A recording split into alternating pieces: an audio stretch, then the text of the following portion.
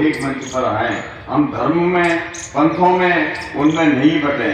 इसलिए हिंदुओं को आवश्यकता पड़ेगी एक मंच पर लाकर, एक बीच में ला करके उनमें एकता स्थापित किए जाए, जिससे देश मजबूत हो।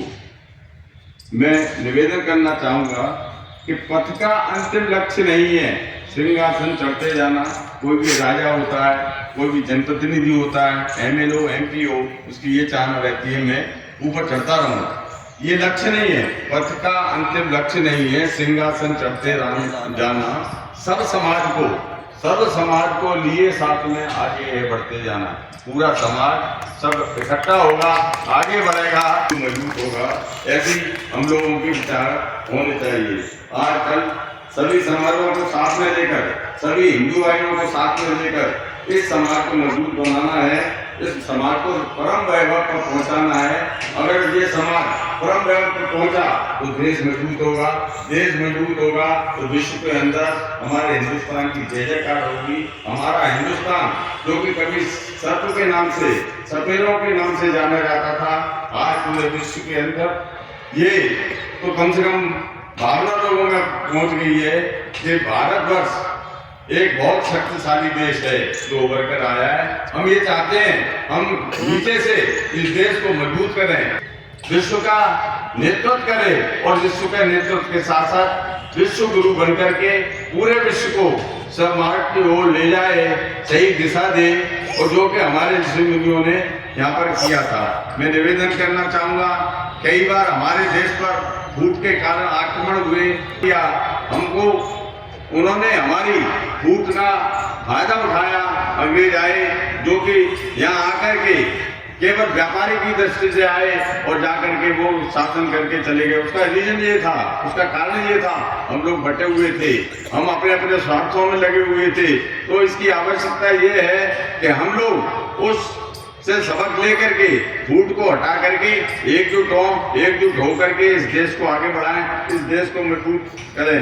हिंदुस्तान की विशेषता है, हम अनेक धर्मों में बटे हैं, अनेक पंथों में बटे हैं। हमारा केवल धर्म एक है, हिंदू। पंथ अलग हो सकते हैं लेकिन धर्म एक है, हिंदू।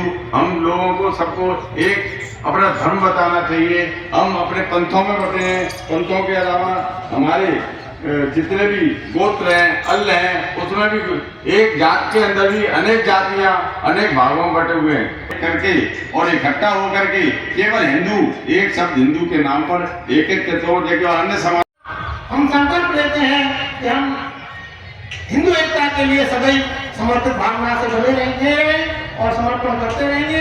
मेरा निवेदन है उपाध्यक्ष महोदय आए और दो शब्द वो भी कहकर हमें लाभान्वित करें। आदरणीय विमल भागवती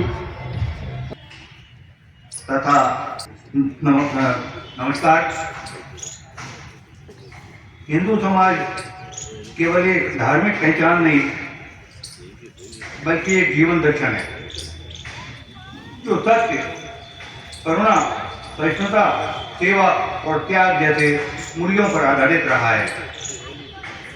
हमारी सनातन संस्कृति ने मानव मात्र के कल्याण को सर्वोपरि रखते हुए वसुधैव कुटुंबकम का संदेश दिया और सदैव समाज को जोड़ने का कार्य किया है। परंतु यदि हम वर्तमान में देखें तो वर्तमान परिदृश्य की ओर तो यह स्पष्ट होता है कि हिंदू समाज आज एक ऐसे दौर से गुजर रहा है जहां तेजी से परिवर्तन, वैचारिक भ्रम और सामाजिक चुनौतियां दिन ब दिन आगे आ रही हैं और एक साथ उपस्थित हो रही हैं। समय के साथ जीवन शैली बदली है, प्राथमिकताएं बदली हैं और इसके साथ साथ हमारे सामाजिक व्यवहार और पारिवारिक ढांचे में भी बहुत बदलाव आते जा रहे हैं।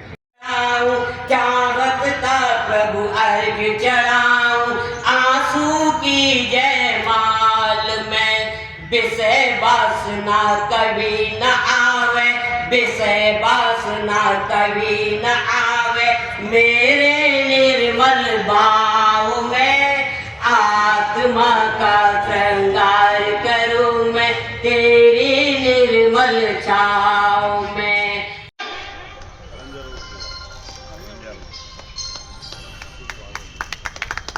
भगवान दास जी अग्रवाल ये सेवा मुक्त